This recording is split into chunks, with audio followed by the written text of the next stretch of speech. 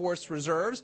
Councilwoman Leticia Cantu is here this morning to tell us about a new project that is close to her heart. Good morning to you. Good morning, Ernie. Thank you for letting me be here. Absolutely. It involves a ban or a proposal to ban texting while driving, which is something we've talked a lot about on our show in different areas. But tell us why you decided to come up with a plan like this right now.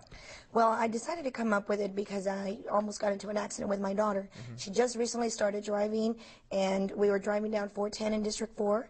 And there was a young man that was texting away, and I think he had his music on loud and wasn't paying attention. And all of a sudden, his vehicle just started merging to our lane. So we were honking, and I freaked her out a little, but nonetheless, if we wouldn't have moved, he would have just gone right into our vehicle. And so that's one of the things that really inspired me. But most importantly, the responsibility of a council member is really to bring up sound ordinance and have good policy for the city of San Antonio. But most importantly, I think the most important thing for any council member is the safety of their residents. And this is certainly something that will protect the residents of not only District 4, but the city of San Antonio. I was reading up on a study yesterday. It came out recently from the Highway Loss Data Institute. It says a ban similar to yours in 4 different U.S. cities that was passed has not worked. So what makes you think that something like this could be effective here in San Antonio? I believe it could be effective because we need to change the culture of how we drive, and most importantly in terms of just focusing on the road. Right now we've noticed that with these iPhones and Blackberries, it's becoming a way of life. And so most importantly, we just want folks to know that when you're driving, you need to focus on the road. It's very similar to the seatbelt law, where folks at some point thought, but at the end of the day, it is a public safety measure, and it saves lives, and that's what it does, and that's what we hope that this is going to do, is change the way people think and know, most importantly, that we need to focus on the road when we're driving.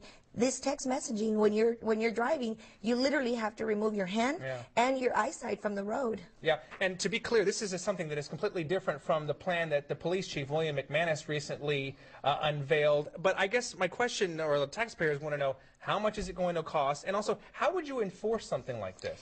Again, very similar to the seatbelt law. We're looking at, right now, staff is putting together a proposal bringing to the Public Safety Committee. And well, number one, you were right. It's very different than what my proposal is, different than what the chief made a recommendation at the Governance Committee.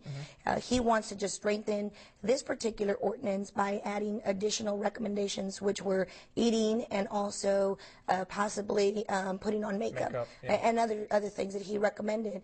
However, my proposal just strictly talks about just texting while driving, and the way we're looking to enforce it is very similar to the seatbelt. Right now, it's up to $200 the fine, and also I've also proposed that in school zones that we possibly double or triple the fine. I see. Okay, well, I know it's still in the early stages, but you're allowing people, your constituents, to sound off or weigh in, so to speak, and you have scheduled a public hearing next Wednesday at 6:30 at Council Chambers there in West Commerce, and it's just an opportunity for people to come and maybe give their 2 cents, and I know you'll keep them posted throughout the whole process. Thank you. Yes, we do. We want to be very inclusive, and we want folks to weigh in. If they have great ideas about things that have worked in other cities, or they want to weigh in, we want to hear from them. Very good. Well, thank you for being here this morning, and we'll look forward to hearing more about this as it moves along.